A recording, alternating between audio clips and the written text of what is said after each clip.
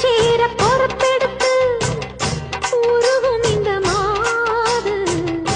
தெற்கு திச தென்றலிடம்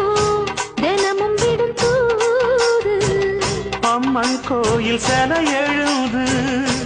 அசஞ்சி வரும்போது உள் மனசு தத்தடிக்கும் உறக்கம் என்பது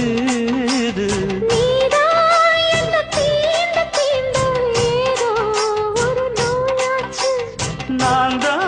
உன்னை சீண்டி சீண்டி பார்த்து ரொம்ப நாளாச்சு